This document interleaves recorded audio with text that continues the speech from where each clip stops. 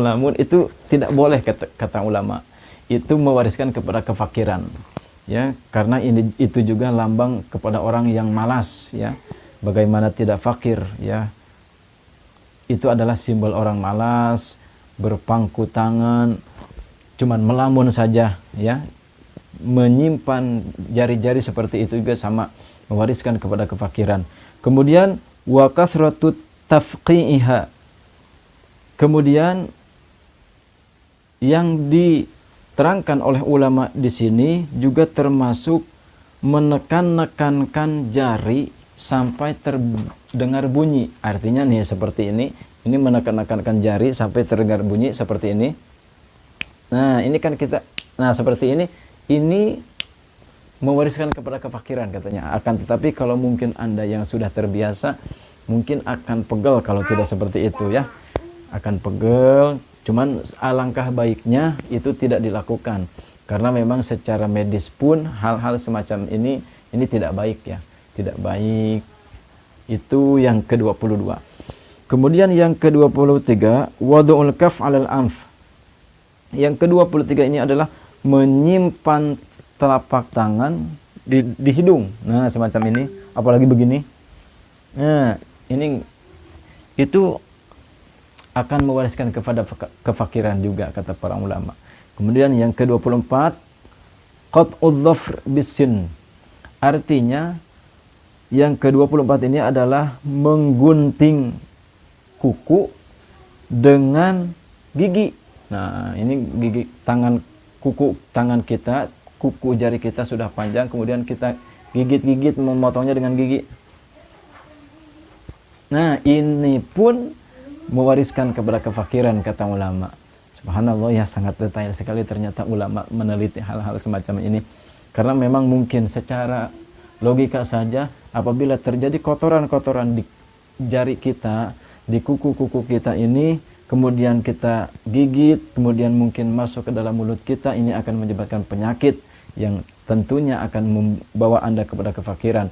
Yang tadinya uang Anda untuk keluarga, untuk hal-hal kepentingan yang lain, akhirnya Anda bawa ke rumah sakit, dibayarkan ke dokter. Ini masuk akal. Kemudian yang ke-25, kashful aurati fi wajhi syamsi wal qamar.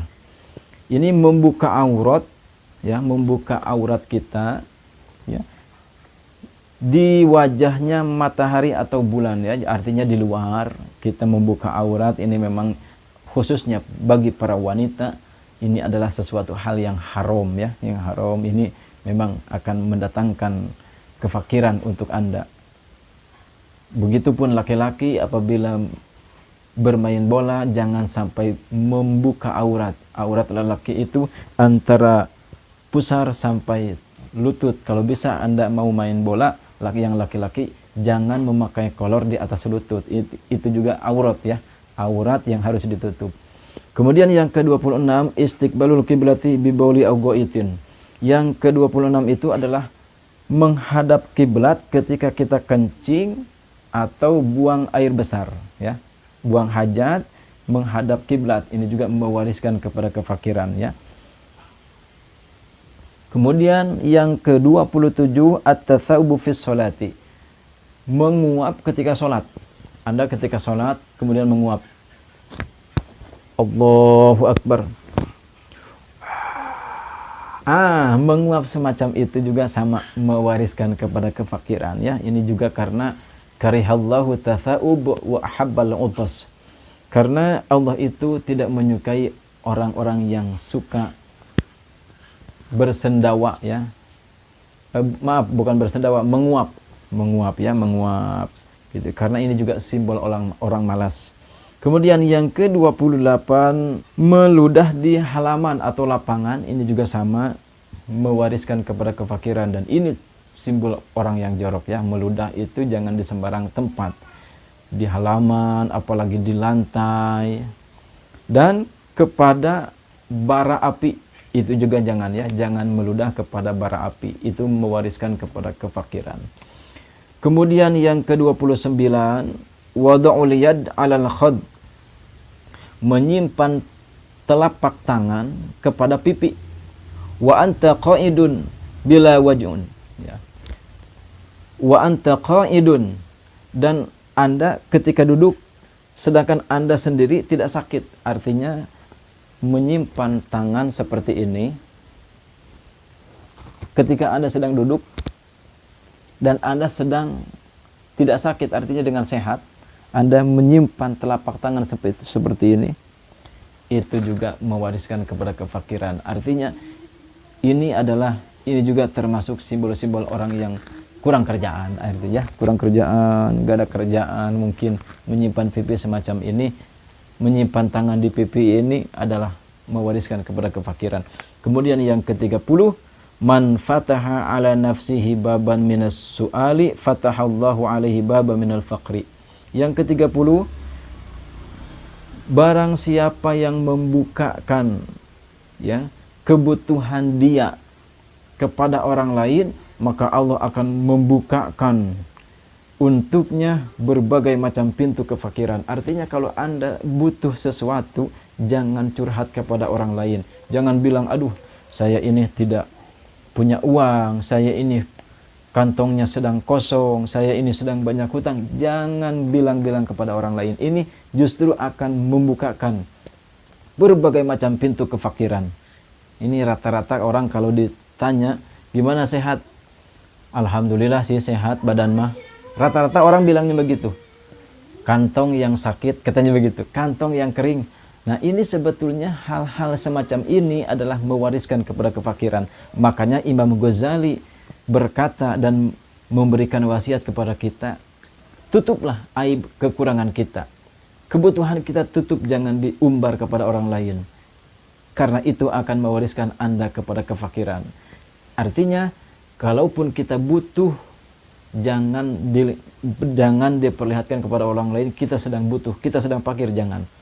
Kita harus pura-pura saja sedang banyak uang, pura-pura saja gitu, tidak membutuhkan sesuatu, pura-pura saja, jangan pura-pura fakir ya, jangan pura-pura fakir, justru harus pura-pura senang gitu. Nanti insya Allah akan Allah bukakan berbagai macam pintu kesenangan dan kebahagiaan. Ini artinya simbol orang yang sabar ya. Jadi jangan membukakan kekurangan kita, kebutuhan kita kepada orang lain ya. Ya, bukakanlah dan pintalah kepada Allah Subhanahu wa taala. Karena kalau kita membukakan kepada orang lain, ini akan menyebabkan terbukanya pintu-pintu kefakiran dari yang lain. Ini subhanallah ya. Ini pelajaran untuk kita, ternyata membukakan kekurangan kita, membukakan kebutuhan kita kepada orang lain ini tidak boleh oleh ulama ya. Makanya banyak guru-guru saya yang mempraktekkan hal ini, kalaupun guru saya waktu itu sedang butuh gitu, itu tidak bilang kepada orang lain. Bahkan kalaupun guru saya memberikan pesan kepada saya, kalaupun kita sedang tidak punya uang, kita harus pura-pura punya uang. Nanti insya Allah uangnya akan Allah kirimkan. Artinya dalam dompet kita gitu, kalau tidak ada uangnya, simpanlah, lipat-lipatlah koran atau kertas supaya kita terlihat orang banyak duit. Itu tips ternyata untuk menarik rezeki. Subhanallah. Dan ini pun termasuk sudah banyak saya praktekkan dan sudah sering saya praktekkan. Alhamdulillah kalau ada orang nanya kepada saya, gimana sehat? Alhamdulillah saya jawab semuanya sehat, termasuk kantong-kantong saya sehat semuanya. Dan alhamdulillah dengan izin Allah Subhanahu wa taala, kantong saya selalu sehat. Alhamdulillah. Biidznillah.